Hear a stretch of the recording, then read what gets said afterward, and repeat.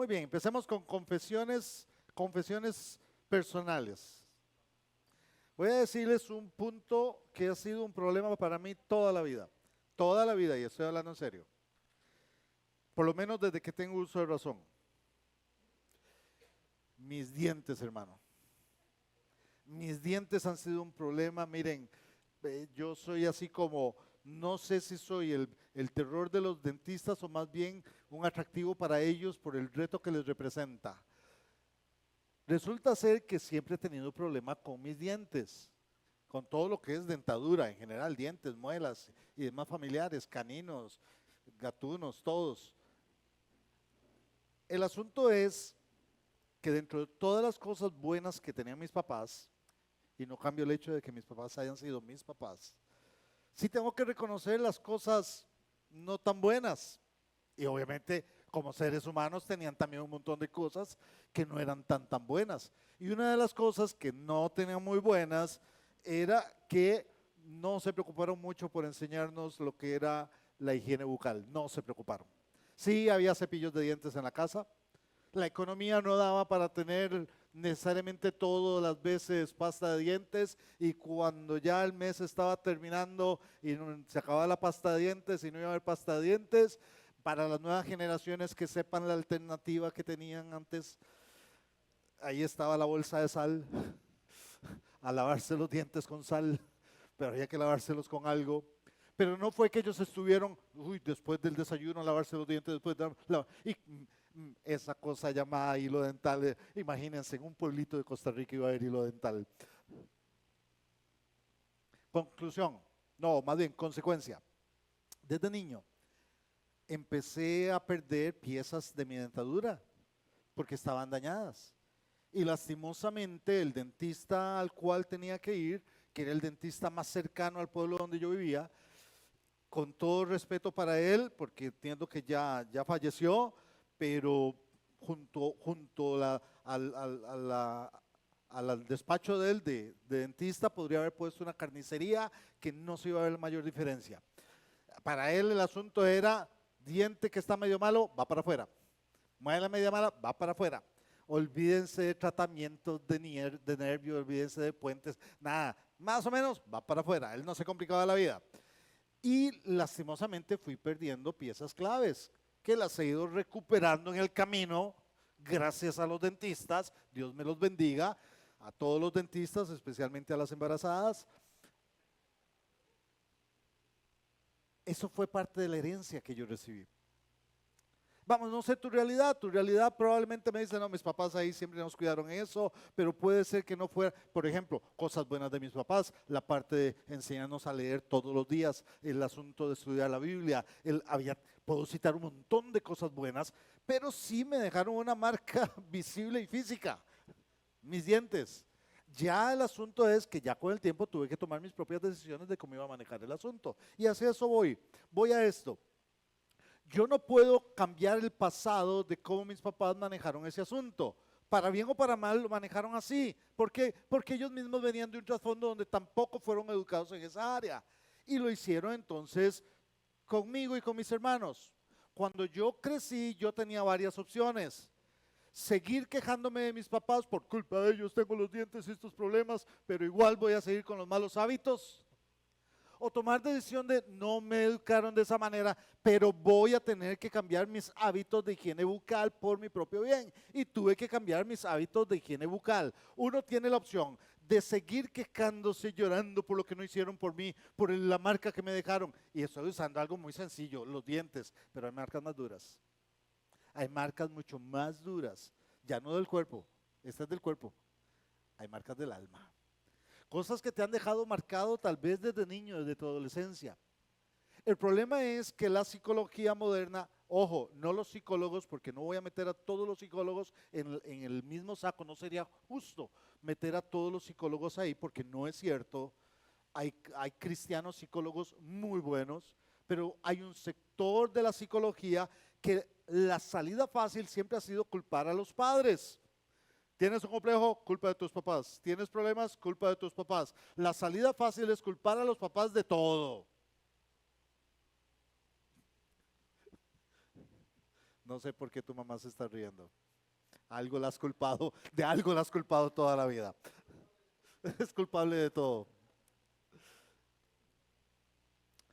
Yo no puedo pasar la vida culpando a mis papás. Llega un punto en que yo tengo que reconocer, no se trata de negar lo que pasó.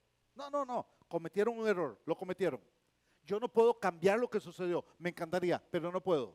Tiene que haber un punto en mi vida donde reconociendo lo que ha sucedido, yo tome decisiones de que haya un cambio. Y hacia eso vamos a enfocar el tema de hoy. Hemos estado hablando y cerrando, ya vamos cerrando, hermanos, aunque no me lo crean, vamos cerrando. Ahora me estaban preguntando de qué era la TF y ya se nos va a acabar la TF, aunque el tema de familia en la iglesia es permanente. Pero ya estamos a punto de cerrar toda una serie, miren, ha sido una serie emocionante, donde hemos estado hablando sobre reconectando generaciones, reconectando con Dios. Y yo quiero entonces tomar ahora este concepto de reconectando, hablando de las marcas del alma. Y cuando hablamos de las marcas del alma, estamos hablando de esas cosas que se dieron tal vez hace muchos años, que nos dejaron un impacto y que nos han afectado. Puede ser que todavía haya algunos acá que están afectados por cosas que pasaron hace mucho tiempo. ¿Qué hago con ellas? Yo quiero ir, para iniciar, quiero ir a un pasaje del cual estuve predicando el domingo. ¿Se acuerdan cómo se terminaba la historia de Mefiboset? Mefiboset está en el palacio, ya David lo ha traído, lo sienta a la mesa como uno de los hijos del rey. Pero noten lo que dice ahí. Dice, pero Mefiboset habitaba en Jerusalén porque comía siempre a la mesa del rey. Él era cojo de ambos pies. Y la gran pregunta es porque el capítulo termina ahí y cambia completamente de tema. Y uno dice, ¿por qué el escritor vuelve a reafirmar? Ya lo había dicho antes, al puro inicio dijo que Mefiboset estaba lisiado de ambos pies. ¿Por qué lo tiene que decir después? Ya David lo llamó, ya David le dijo lo que va a suceder, ya David lo hizo, lo sentó a la mesa, ya David dijo que lo va a tratar como un hijo. Y después de todo eso, el autor vuelve a decir, pero recuerden que estábamos estudiando este pasaje con los jóvenes en uno de los toques. Si aquí hay jóvenes que no van a los toques, por favor, hable con nosotros al final. Los toques están fabulosos. Ayer fue día de toques. Y ayer, el toque anterior, estuve en el toque que se reúne, estábamos en la casa de los lobitos. Y estábamos estudiando este pasaje, precisamente ese pasaje, ese estudio me retó a predicar de ese pasaje el domingo pasado. Y Lucas hizo una pregunta. Ayer no hizo preguntas. Hermanos, yo no pude estar porque estaba en el otro toque, en el toque que se reúne al otro lado de San Salvador, pero ayer predicó Lucas, así que ya tuvo su bautizo ayer predicando en el toque. Pero Lucas hizo una pregunta.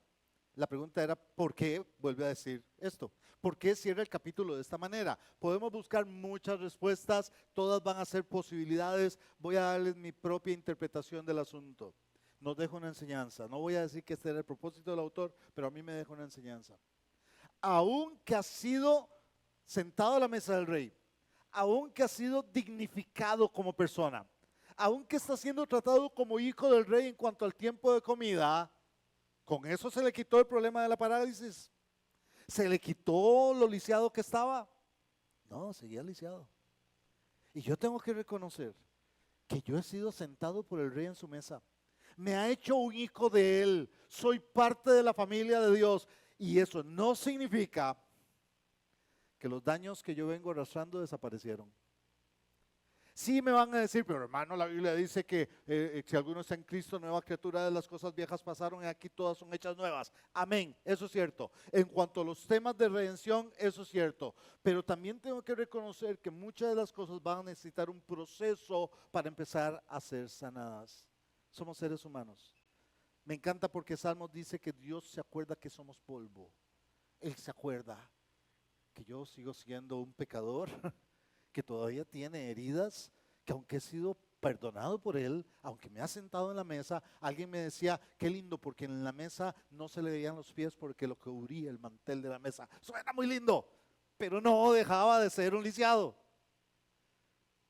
Yo soy un pecador que ha sido perdonado, pero sigo siendo un pecador. Y tengo entonces que buscar las alternativas que Dios mismo me da para trabajar este tema que no desapareció el día que vine a Cristo. Lo único es que inicia una hermosa experiencia de Dios interviniendo en mi vida. Donde ya yo no voy a poder usar el pretexto de, fue culpa de mis papás, es que yo soy así. Yo digo malas palabras porque en mi casa todo el mundo decía malas palabras y aunque yo soy cristiano y era que yo sigo diciendo malas palabras porque yo soy así, deja de decir yo soy así, yo soy nueva criatura en Cristo Jesús, no tengo que seguir siendo así. Sí hay una lucha y la lucha es válida y tengo que reconocer que la lucha está. Recibí un mal modelo en la casa, recibí una mala práctica en la casa, tengo tal vez, fui expuesto a un daño en la casa, ahí está la marca en el alma. Pero no significa que yo tenga que amarrarme a eso, ni siquiera, mucho menos, usarlo de pretexto para decir, no puedo cambiar. No, la verdad es esa, no puedo cambiar, pero Dios sí hace el cambio en mí. La pregunta es cómo. Porque de lo que estamos hablando acá es que nosotros hemos recibido ese modelo y nosotros estamos pasando modelos a nuestros hijos. Note que estamos hablando, la palabra que se usó en esta oportunidad es marcas. Las marcas son neutras. Hay marcas buenas y marcas malas. Todos hemos recibido marcas buenas y marcas malas a lo largo de nuestra vida. Yo no puedo usar las marcas como un pretexto para no cambiar, porque ahora tengo el Espíritu Santo en mí. Y se supone que ya tiene que haber un cambio en mí, un proceso de cambio en mí, y no usar el pretexto del pasado para amarrarme hacia el futuro. Yo no conozco la situación de cada uno, pero me ha tocado trabajar durante tantos años de ministerio y he tenido que luchar con mis propias marcas. Hey, soy un pecador que ayuda a pecadores, soy un lisiado ayudando a lisiados. Pero reconozco que hay marcas muy profundas que son difíciles de cambiar.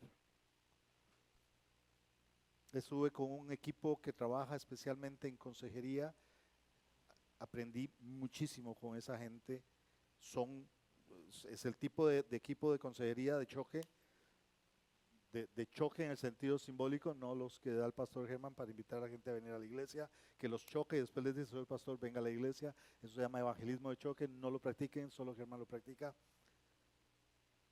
No, es un equipo de choque, te confrontan, ellos van así a la yugular, ¡pa! Y una de las cosas que ellos acostumbran es que la persona que viene luchando con alguna situación muy fuerte en su vida, lo sientan a escribir su vida en momentos críticos de su vida. Hay muchas técnicas que se usan. Ellos usan lo que llaman la técnica del huevo, que es un huevo, te dan un dibujo de un huevo y vos tenés que hacerle, hay que hacerle como divisiones que quede como si fuera un panal y en cada uno hay que ir poniendo lo más cronológicamente posible cosas buenas y malas que te han pasado en la vida, pero con una honestidad brutal. Y de un momento a otro la gente empieza a llorar, porque hasta en ese momento empieza a recordar tal vez que fue expuesto a pornografía cuando era niño y eso lo sigue marcando y está luchando todavía con eso. Tal vez fue abusado o abusada sexualmente, tal vez lo dejaron abandonado y tuvo que crecer sin sus papás y de un momento a otro esas marcas están ahí visibles. La pregunta no es solo reconocer que la marca está.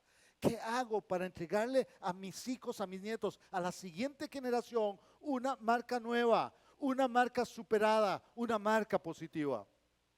Ok, hablemos un poquito de eso. Aquí está un principio que quiero dejar. Para conectar correctamente, a veces es necesario reconectar o desconectar. ¿Qué me refiero a esto? Vamos, creo que todos han tenido la experiencia de que Internet no les está funcionando muy bien.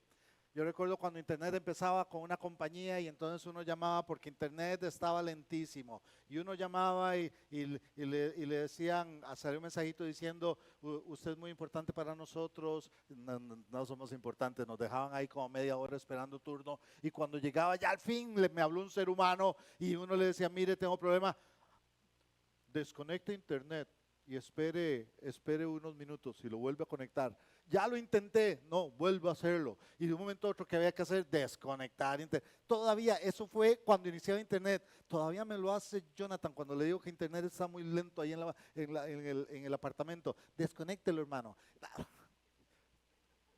Y uno desconecta Internet y lo vuelve a conectar. Qué interesante, a veces en la vida hay que desconectar para reiniciar las cosas. La pregunta es cómo hacerlo. Bueno, se los pongo en otras palabras. Para quitar las marcas del alma, tal vez lo que necesitamos es crear nuevas marcas. Crear nuevas marcas, nuevas experiencias de vida. Que yo las empiece a ver, que yo puedo reconocer las marcas que me dañaron, pero ahora yo las veo de una manera diferente y las replanteo hacia el futuro, porque yo quiero dejarle a la nueva generación la sinceridad de que esas marcas existen, pero que se puede salir adelante. ¿Cómo van a ser las próximas generaciones? Esa es la gran pregunta que ha estado en el ambiente todas estas semanas. ¿Cómo hacemos con las nuevas generaciones? Démosles marcas nuevas, pero modelándolo nosotros. Que ellos puedan decir, mira, se puede salir adelante de las luchas de la vida. Mi papá lo hizo, mi abuelo lo hizo, mi tío lo hizo, porque logramos darles un ejemplo de que a pesar de las marcas, más bien porque teníamos esas marcas, logramos salir adelante. Ahora, quiero proponerles algunas marcas nuevas, les voy a dar 3. Y cuando hablo de marcas nuevas, no estoy hablando de marcas, no es Toyota, Nissan, ni nada de eso. ¿Qué marcas? ¿Qué prácticas? Aquí vamos a hablar de cosas que haces que te dejan una marca en la vida y te van a ayudar a salir adelante. Quiero darte la primera. La primera es la marca de la palabra divina. La marca de la palabra divina. Para poder salir adelante como cristiano, lo primero que yo tengo que asegurarme es qué papel juega la palabra de Dios en mi vida. Me marca su palabra. Me encanta porque la Biblia lo usa como una metáfora gráfica. Voy a darles varios versículos, hoy voy a darles 5 versículos. Pueden buscarlos, pero ya tengo a personas que los van a leer. Así que la persona que va a leer, el primero es Deuteronomio 11, 18 al 21. Voy a pedirle al esposo de la dentista que por favor se ponga en pie y nos lo lea. Alejandro nos va a leer ese versículo. Si quieres buscarlo, búscalo. Deuteronomio 11, 18 al 21. Nada más antes de que lo leas, quiero decirles, les va a parecer muy similar a Deuteronomio 6. Vamos en la misma línea, pero opté por hacer la variante y dar ese versículo. ¿Qué dice? Deuteronomio 11, 18 dice, graben pues estas mis palabras en su corazón y en su alma, átenlas como una señal en su mano y serán por insignias entre sus ojos. Enséñenlas a sus hijos, hablando de ellas cuando te sientes en tu casa y cuando andes por el camino, cuando te acuestes y cuando te levantes, y escríbelas en los postes de tu casa y en tus puertas, para que tus días y los días de tus hijos sean multiplicados en la tierra que el Señor juró dar a tus padres, por todo el tiempo que los cielos permanezcan sobre la tierra. Después empieza a hablar un poco de bendiciones y maldiciones, pero tomen en cuenta esto. Ven cómo repiten no solo tú, sino tus hijos. Constantemente va a hablar y hazlo con tus hijos. Ahora, los judíos tomaron literalmente estos versículos y pensaron que se trataba de, y ellos hasta la fecha, los más ortodoxos, van a ver que ustedes andan ahí escrita versículos de la Biblia escritas en cintas en las manos, se lo ponían aquí en la frente, las escribían en las puertas. Esto es algo más simbólico. Aquí no es grabar en el sentido literal, pero es un sentido tan profundo que usa una palabra tan, no sé, tan rica, que se grabe la Biblia. Hazte un tatuaje en el corazón con la palabra de Dios. Y un tatuaje que nadie pueda borrar. La Biblia marca todas tus decisiones. La Biblia marca tu manera de ver la vida. La Biblia marca tus valores. La pregunta que te vas a hacer siempre es, ¿qué dice la Biblia? Anoche en el toque, precisamente con los jóvenes que estábamos en la casa de la familia Castillo, y el tema que tocaron fue en relación a cuando tenemos que callar delante de Dios y poder hacerlo delante de la gente. No me voy a meter en el tema ahorita, pero surgió la pregunta que todavía Fabio trajo ahora a discusión en la mesa antes de empezar, que tiene que ver con cómo Dios nos habla, cómo Dios nos habla. Y yo reconozco que Dios tiene diferentes maneras de comunicarse con nosotros, y prefiero hablar del término comunicarse en cuanto a que Dios puede usar una circunstancia para decirme ese no es el camino. Dios puede usar un consejero para decirme toma en cuenta esto. Dios puede usar un canto, Dios puede usar un predicador, pero en última instancia cualquiera de esas opciones tiene que estar en un marco bien definido que se llama la palabra de Dios. A mí el consejero más sabio del mundo me puede decir lo que quiera. Si me dice algo contra la palabra, gana la palabra. Yo puedo tener la convicción de que Dios, la paz, tengo paz desde Dios, y si va contra la palabra, no voy a ir contra la palabra. Pero para eso, yo tengo que tenerla tan marcada en mi vida, que toda decisión que tome tiene que venir a la luz de la palabra. La pregunta es, ¿qué es la palabra para ti? Porque si nosotros queremos hacer un cambio con las siguientes generaciones, yo creo que tenemos que volver a la palabra. Y miren, a mí me encanta, yo sé que cuando decimos volver a la palabra dicen, pero ¿cuándo nos hemos alejado de ella? Nos hemos alejado de ella. Y estoy generalizando, yo no estoy hablando de ti, no estoy hablando del auditorio, estoy hablando del mundo cristiano en general. Vean los programas de predicadores, vean los programas en internet de predicadores, y la gran mayoría en este momento están dando mensajes lindísimos donde la Biblia no está. Y algunos antibíblicos. Y cantos lindísimos donde no aparece el consejo de la palabra de Dios. Y todo el mundo dice, qué inspirado ese canto, qué inspirado, qué linda predicación, qué buen predicador. ¿Dónde está la palabra? Nos hemos alejado como evangélicos, como cristianos evangélicos en el mundo, nos hemos alejado de la palabra. Ahora, yo no puedo cambiar las cosas de las otras iglesias, bueno, tampoco puedo cambiar la de acá, a veces ni siquiera puedo cambiar mi propia vida. Pero tengo que volver a preguntarme, no sé lo que los otros hacen, pero ¿dónde está la palabra para mí? Hoy te levantaste y leíste la palabra. Hoy te levantaste y leíste la palabra. O me dices, no, yo soy animal nocturno. Ok, anoche antes de dormir leíste la palabra. Dime, ¿dónde está la palabra en tu vida? Algo que yo estoy luchando en estos días porque he perdido la costumbre, memorizar la Biblia. ¿Cuál es el último versículo que memorizaste? El último versículo. Ay, hermano, yo lo memoricé allá por 1987.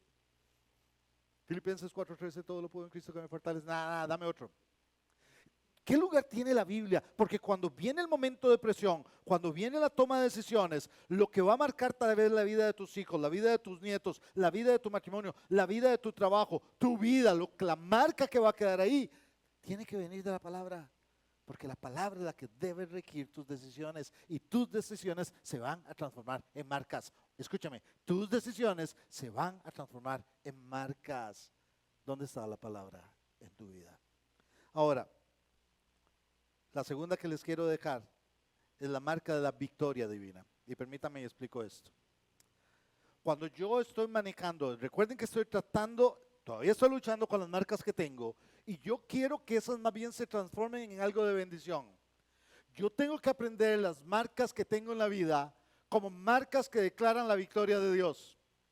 No voy a ser pesimista ni negativo con las cosas que me han pasado en la vida. Todo lo que me haya pasado en la vida, de una u otra manera, tiene que glorificar a Dios. Eso me quita el estarme quejando, eso me quita el estarme sintiendo lástima de mí mismo, eso me quita el estar culpando a mis papás, a la sociedad, a la iglesia donde yo estaba y tuve que irme, al marido que no me entendió, a la esposa que no me entendió, a los hijos que me dejaron. Para un momento. No voy a hacer aquí una apología de las cosas malas, ni le voy a quitar responsabilidad a nadie que me haya hecho daño en la vida, pero declararé que todo lo que haya sucedido en mi vida, de una u otra manera, Dios lo convirtió en victoria. Dios es un Dios victorioso. Dios no me tomó porque yo era victorioso. Dios me tomó porque Él es victorioso. Y aún las cosas malas, las marcas negativas, yo tengo que aprender a replantearlas. Y tengo que enseñarle a la nueva generación que siempre van a haber cosas malas. Pero que yo tendré que ver la gracia de Dios trabajando. Que yo tendré que creer que Dios está ahí. Que un día vas a perder el trabajo porque un jefe malo la tomó contra ti, levantó falsos y te echó y ni siquiera te pagó lo que merecías. Y podrás vivir el resto de la vida frustrado y quejándote del jefe. O lo tomarás como que Dios eso lo va a transformar en victoria tarde o temprano. Que Dios, cuando empiezas a cambiar tu manera de ver las cosas negativas, cuando cambias la manera de ver las cosas negativas del pasado, y le enseñas a las nuevas generaciones que todo lo que sucede en nuestra vida, lo bueno y lo malo, ¿cómo fue que dijo Leo ahora? Lo que nosotros decimos que aparentemente es malo. En todo está Dios presente. Dime algo malo que te haya pasado y te digo que Dios lo puede convertir en victoria. De alguna manera saliste fortalecido, de alguna manera creciste, de alguna manera eres alguien diferente. Y me dices, pero eso significa que voy a validar las cosas malas que me han hecho. Yo no estoy validando a nadie. Estoy diciendo que ya eso sucedió. Y que seguirán sucediendo marcas negativas en mi vida, con la lástima de que yo también voy a dejar marcas negativas en la vida de otros. Pero yo necesito enseñarle a la nueva generación a no vivir culpando a los demás, a verlo como una oportunidad que Dios da, de que ahí va a haber bendición. Quiero darles 2 versículos rápidamente con relación a esto. Uno tiene que ver con Jacob. La historia es conocida, no vamos a ver la historia completa. De hecho, solo vamos a leer un versículo ahí del capítulo 32 y lo tiene Fabio, a esa voz profunda de Fabio, que se ponga de pie. Fabio, el versículo que te di es el versículo para que la gente lo busque. Sí, Génesis 32, 25. Vamos a leer el 25. La escena es Jacob peleando con Dios, con el ángel de Jehová, que el ángel de Jehová es Jehová mismo. Ahí están peleando. ¿Y qué le sucede a Jacob? Cuando vio que no podía prevalecer contra Jacob, lo tocó en la coyuntura del muslo, y se dislocó la coyuntura del muslo de Jacob mientras luchaba con él. Óigame, le golpeó y lo dejó cojo. Y todavía dice un versículo más adelante que siguió cojeando. Jacob tenía que recordar cada mañana que se levantaba, le pasaba lo que nos pasa a algunos, que nos levantamos ahí diciendo, ay, ¿por qué me duele hoy aquí? Yo no hice ejercicio, pero Jacob no, Jacob sabía por qué le dolía. Todas las mañanas se levantaba y le dolía la cadera y salía renqueando. Y todos los días eso le recordaba que una vez él tuvo un encuentro muy fuerte con Dios. Pero lo que no va a olvidar es esto, que Dios lo bendijo ese día. Que Dios lo bendijo ese día. En el momento ese dolor le va a recordar siempre la marca, es una marca que le quedó, pero la marca que podría ser negativa, para Jacob era un recordatorio de que Dios lo había bendecido. De hecho, ese día le cambió de nombre y lo llamó Israel. Hasta la fecha sigue siendo el nombre que Dios le dio. Ahora, cuando yo pienso en esto, algunos acá cojeamos. Algunos acá tenemos heridas que todavía nos duelen. Todavía que quisiéramos, que en el fondo decimos, me encantaría que eso no hubiera sucedido. Pero sucedió. Sucedió y me dejó golpeado por el resto de la vida. Pero yo decido, si lo veo como que fue algo que sucedió, que en el fondo me trajo bendición, o lo veo como algo siempre negativo y vivo frustrado el resto de la vida. Y hermanos, enseñémosle a la nueva generación que los golpes son inevitables. Pero los golpes son la oportunidad de que se vea la victoria de Dios en nosotros. Que se vea que somos vasos frágiles que Dios usa para su gloria. Vean que no solo Jacob. Quiero darles un personaje que quedó con marcas. Marcas de sufrimiento, pero que se convirtió en marcas de victoria. ¿Quién tiene Juan 20, 27? Hermana Eli, ¿me lo puede leer, por favor? Allá va el micrófono.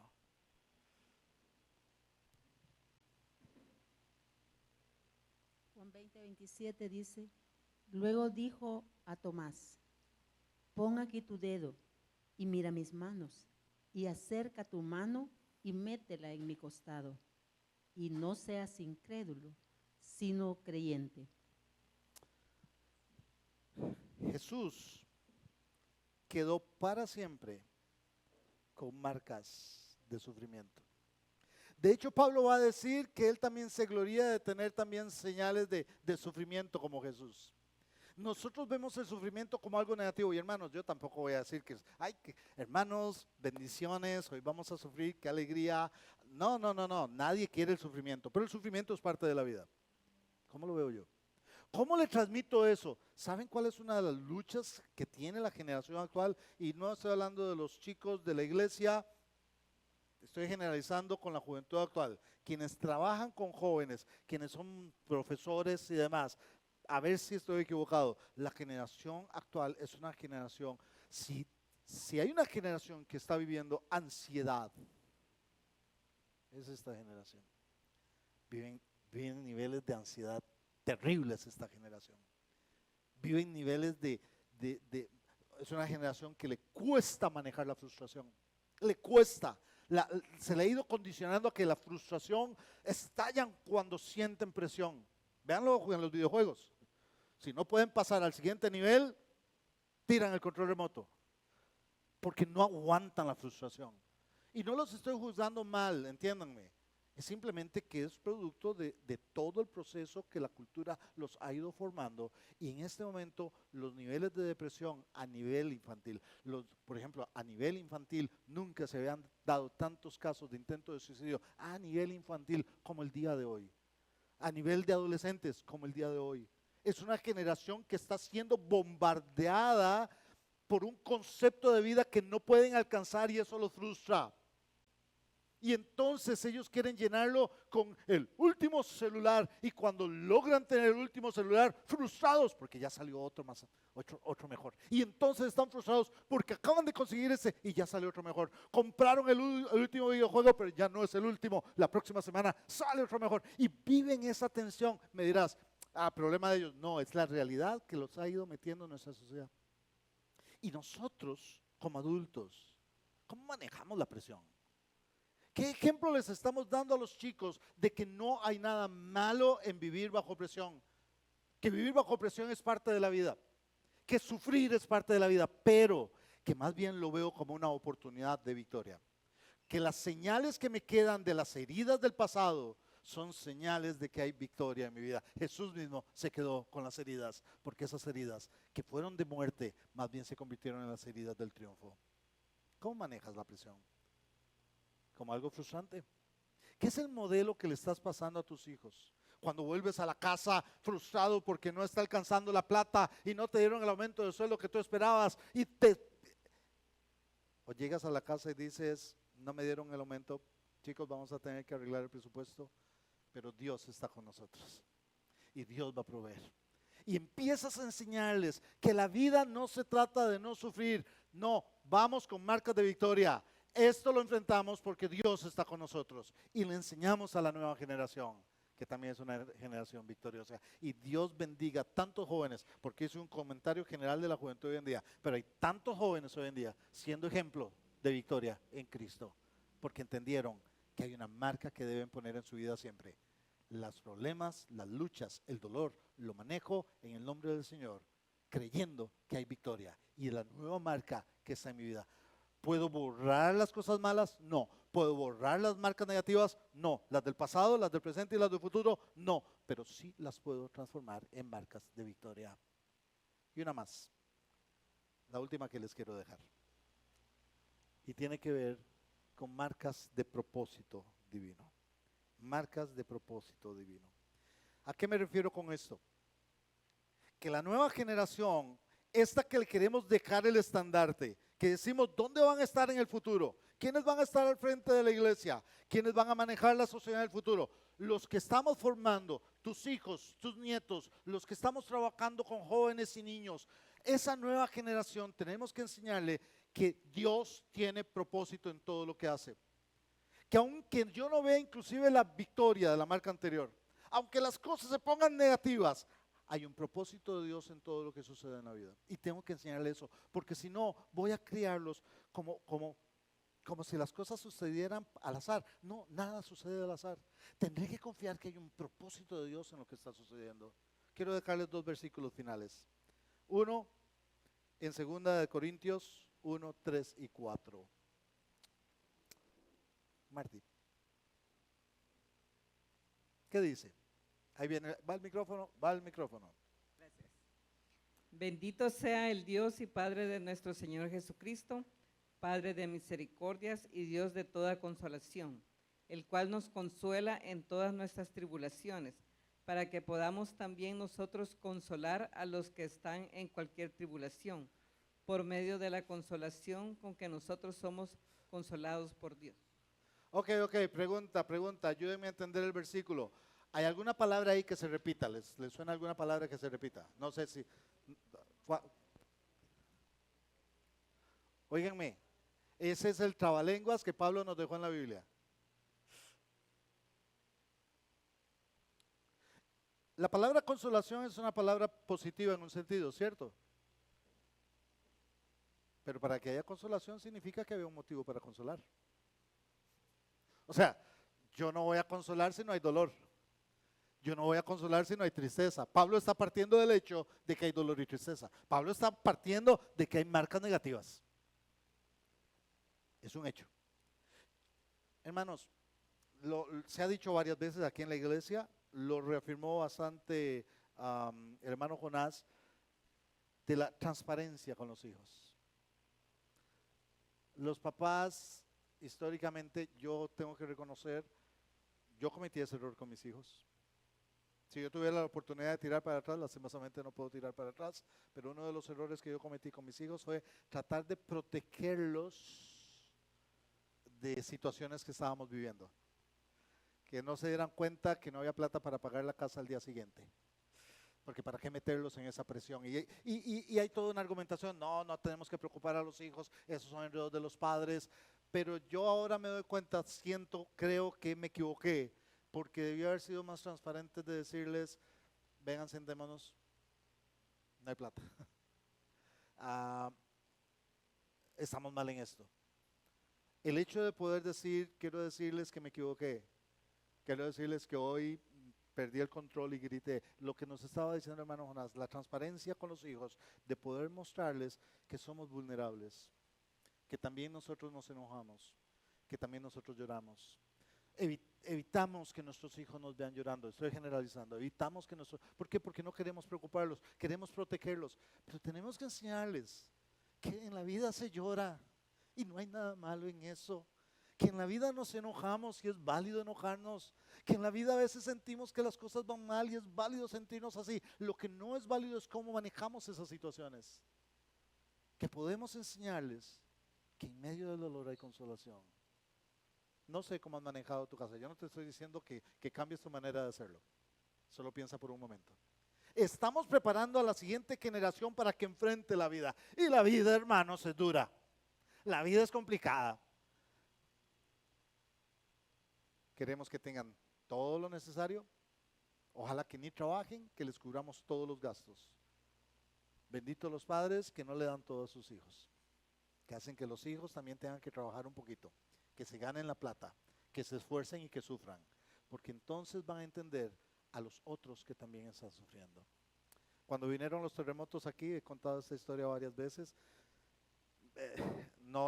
no hice locuras con mis hijos, como algún predicador anterior dijo que hacía locuras, yo no hice tantas locuras con mis hijos, pero cuando viví aquí en El Salvador, fueron los terremotos del 2001, estábamos acá, pastoreaba la Nazaret, y me acuerdo que cuando pasó el primer terremoto, que fue ese sábado 13 de enero, fue terrible, todo abajo, pero la verdad nuestra casa, sí, la casa se hizo, yo no sé ni cómo se sostuvo, porque esa casa se hizo para todo lado. La iglesia quedó con pequeños daños no estructurales, entonces la iglesia se abocó, que fue lo que me impresionó en El Salvador. Hermanos, lo digo aquí porque lo he dicho muchas veces fuera de El Salvador. Yo la palabra solidaridad la conocí en el diccionario. Yo la vine a conocer en El Salvador. A mí me impresionó cómo los salvadoreños se volcaron a ayudar a los salvadoreños. De cómo el que tenía un poco de frijoles, los cocinaba y mandaba la mitad para que lo llevaran a los pueblos donde no había comida. A mí me impresionó el nivel de solidaridad. Mis hijos estaban pequeños y estaban sumamente nerviosos. Algo así como, ¿a esto nos trajiste El Salvador? ¿A que nos muriéramos en los terremotos? Y peor todavía, seguían las réplicas. Entonces ya cuando tranquilos, ya pasó, ay, no ha pasado. Y ellos estaban muy nerviosos. Entonces me jugué una carta, de esas locuras que uno hace, me jugué una carta. Pedí un carro prestado porque mi carro era un automóvil que no hubiera salido de San Salvador en aquel tiempo, las calles estaban muy dañadas, estábamos ayudando en la zona de Berlín y otros pueblos que estaban sumamente dañados, que uno llegaba y se paraba y podía ver en cualquier dirección y se veía hasta el final porque todas las casas estaban en el suelo. Y yo necesitaba que mis hijos entendieran que estábamos bien, que no nos había pasado nada, que había otros que sí estaban sufriendo y nosotros no. Aparte de los meniones, no estábamos sufriendo. Y un hermano me prestó su vehículo, un carro fuerte. Nos subimos toda la familia y me los llevé a ver los destrozos de El Salvador. Ahí me la jugaba, o los traía directo al psicólogo, o o entendían que habían otros que sí estaban sufriendo y nosotros no. Hermanos, yo no puedo tomar los problemas, solo el pobrecito, yo estoy sufriendo. Levanta la vista, hay otros que están sufriendo más. Y mi experiencia tiene que servir para consolar a otros que están atravesando momentos difíciles. Enseñémosle a nuestros hijos que lo que vivimos es que hay propósito y ese propósito lo tenemos que cumplir. Me tocó varias veces porque vivía en Panamá cuando vino la invasión de Estados Unidos y nos tocó ver los tanques y los muertos y la matanza, nos tocó venir acá, los terremotos y alguien me decía, pero ¿por qué te ha tocado ir a esos países cuando suceden? Y yo siempre argumentaba, bueno, porque Dios quería que estuviera ahí con algún propósito. Alguien me dijo, no, es que tal vez sos vos que estás llevando la mala suerte, vaya yo a saber. Pero cuando te toca vivir algo difícil, piensa, pobrecito yo, esto puede servir para un propósito mayor que mi propia vida. Y les dejo con un último versículo. Génesis 50, 20. Tito. Génesis 50, 20. Antes de que Tito lo lea, quiero dejarlo en contexto. Recuerden, los hermanos de José vendieron a José. José estuvo en la cárcel, José casi muere. Ahora José es el segundo hombre más importante de todo el mundo, es el segundo después de Faraón. Los hermanos vienen, él los reconoce, al fin de cuentas los perdona, se trae a toda la familia, trae a su papá acaba de morir, ya, está cerrando el libro de Génesis. Los hermanos tienen miedo de que ahora él se va a vengar, ahora que no está el papá. Pero este versículo es impresionante en la actitud de José. ¿Qué dice? Vosotros pensasteis mal contra mí, mas Dios lo encaminó a bien, para hacer lo que vemos hoy, para mantener en vida a mucho pueblo. Ustedes pensaron mal contra mí, pero Dios tenía otro propósito a eso. Si no hubiera pasado eso, dice José, si yo hubiera seguido viviendo con ustedes, nos hubiéramos muerto todos. Ahora yo estoy vivo y ustedes están vivos por lo que sucedió. José está validando lo que sus hermanos hicieron. José está diciendo, ¿estuvo bueno que me hayan vendido? No. No justificamos el mal, pero vemos el propósito de Dios. Siempre vemos el propósito de Dios. Ese abuso que sufriste cuando niño, cuando niña, me encantaría que no hubiera sucedido, pero sucedió. Tú decides qué hacer con él. Aquí tienes 3 opciones. 3 opciones de marca para cambiar el asunto. Esa manera en que tus papás fueron, que no fueron cariñosos, tú decides qué hacer con eso. Ese daño que recibiste cuando eras adolescente, tú decides qué hacer con eso. Ese despido injustificado que te hicieron hace 15 días, tú decides qué hacer con eso. Esa enfermedad que estás atravesando, tú decides qué hacer con eso. Yo no puedo quitar las marcas de la vida. Yo sí decido. Si le doy a la siguiente generación un modelo diferente, o la sigo enfrentando, frustrado, dolido, quejándome y amargado. O empiezo a verlas a la luz de la palabra como una oportunidad donde se glorifica a Dios y como una oportunidad de crecer para cumplir el propósito de Dios. Aquí está la pregunta de cierre. Ahí estaba la pregunta de cierre. ¿Qué marcas vas a dejar en tus hijos y tus nietos? ¿Cuáles son las marcas?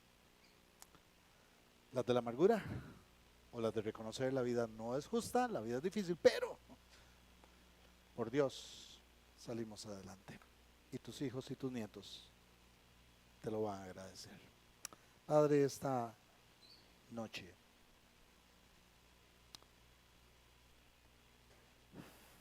te damos gracias por lo que hemos vivido. Te damos gracias, Padre, por los momentos tan lindos que nos has dado en la vida. Pero también, Padre, te damos gracias porque ha habido momentos en que hemos llorado.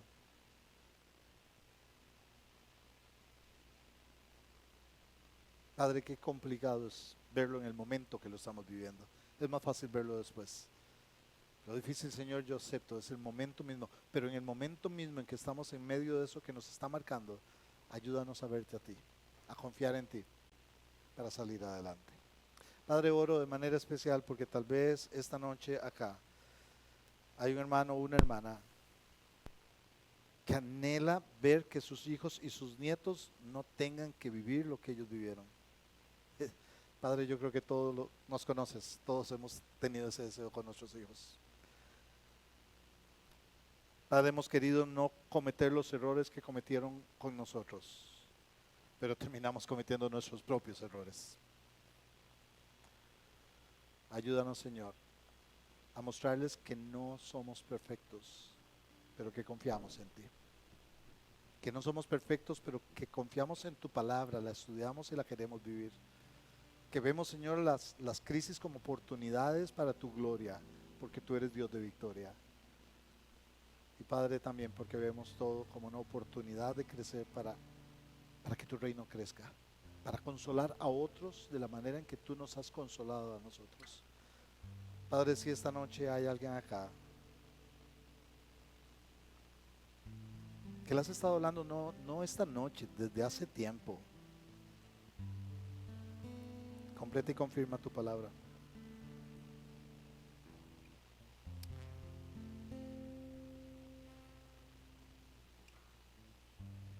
No te voy a hacer ningún llamado, pero te voy a dar un consejo.